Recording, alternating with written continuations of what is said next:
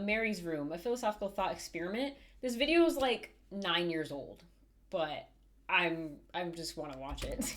Imagine a brilliant neuroscientist named Mary. What's up, Mary Mary? lives in a black and white room. She only reads black and white books, and her screens only display black and white. She's colorblind? But even though she has never seen color, Mary is an expert in color vision and knows everything ever discovered about its physics and biology. She knows how different wavelengths of light stimulate 3 types of cone cells in the retina, and she knows how electrical signals travel down the optic nerve into the brain. There, they create patterns of neural activity that correspond to the millions of colors most humans can distinguish. Now imagine that one day Mary's black and white screen malfunctions and an apple appears in color. For the first time, she can experience something that she's known about for years. Does she learn anything new? Is there anything about perceiving color that wasn't captured in all her knowledge? So, are they trying to say that? Obviously, this is hypothetical, I'm assuming. So it's like she's colorblind, basically, is what they're getting at. And she learned about colors. I don't know how the. Can you describe colors to a colorblind person? And do you think they could try to envision it? Like, first of all, just imagine being colorblind. And then someone like saying, well, Isaac, I know people have different like variations of being colorblind. Like some people can't see blues or purple. Some people can't see like yellows. Like I think, everyone can just see different colors basically. It's like, what if I was colorblind and like I just never knew? Like I'm looking at blue and like the screen and like I thought like it was just something else. Like, is that really blue to me? I don't know what I'm getting at here. I'm sorry. It's like, but my point was, do you think like they could try to put it in their head what it looks like? And what they're saying now is magically she just got color, like she can see color, like, and like what? It's just not what they thought it was this entire time. Oh my god, I would be in shock. Is there a cure to colorblind? Like, can you fix that? Or it's like, is there just no point? Like, what if it just ruins your vision? Do you like? Oh my gosh. Philosopher Frank Jackson proposed this thought experiment, called Mary's Room, in 1982. He argued that if Mary already knew all the physical facts about color vision and experiencing color still teaches her something new, then mental states, like color perception, can't be completely described by physical facts. Yeah, I don't think they can.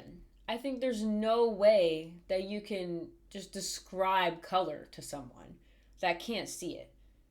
Like, if you're trying to describe green to someone, you can't be like, oh yeah, like a leaf. Like, they see the leaf, like, as black or white in this situation. Like, how would you describe that? Like, oh yeah, like the sky's blue. Like, no, the sky's white to her. Do you know what I mean? So I don't think it can't be described at all by physical facts. The Mary's Room thought experiment describes what philosophers call the knowledge argument. That there are non-physical properties and knowledge which can only be discovered through conscious experience. That 100% is true. I agree with that 100%. Just like this situation here. Like, there's some things like you can't discover or learn unless you see it. I think that's what they're saying, right? Unless you see it or like experience it, or it's like actually in your head, like you see it. Like, again, I'm just repeating myself, but you understand what I'm saying. The knowledge argument contradicts the theory of physicalism, which says that everything, including mental states, has a physical explanation. To most people hearing Mary's story, it seems intuitively obvious that actually seeing color will be totally different than learning about it. Yeah. Therefore, there must be some quality of color vision that transcends its physical description. The knowledge argument isn't just about color vision. Mary's Room uses color vision to represent conscious experience. If physical science can't entirely explain color vision, then maybe it can't entirely explain other conscious experiences either. Like, what are they referring to? I think he was about to say it. I'm sorry for pausing. But, like, you just can't, I feel you really can't learn about something. Like, if you can't be conscious about it. Instance, we could know every physical detail about the structure and function of someone else's brain, but still not understand what it feels like to be that person. Yeah. These ineffable experiences have properties called qualia, subjective qualities that you can't accurately describe or measure. Qualia are unique to the person experiencing them, like having an itch, being in love, or feeling bored. Physical facts can't completely explain mental states like this. Philosophers interested in artificial intelligence have used sorry, I'm pausing. But like, so what they're saying that like the feeling of being in love, boredom, and stuff like that, they're saying it just feels different for everyone, and we don't know how exactly it feels for someone else. Things like that, like more mental, I feel like that's different than, again, seeing color.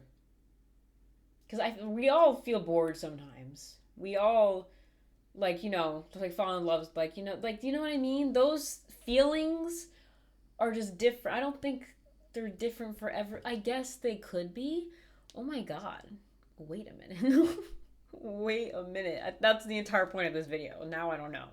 The knowledge argument to theorize that recreating a physical state won't necessarily recreate a corresponding mental state. In other words, building a computer which mimicked the function of every single neuron of the human brain won't necessarily create a conscious computerized brain. Yeah. Not all philosophers agree that the Mary's Room experiment is useful.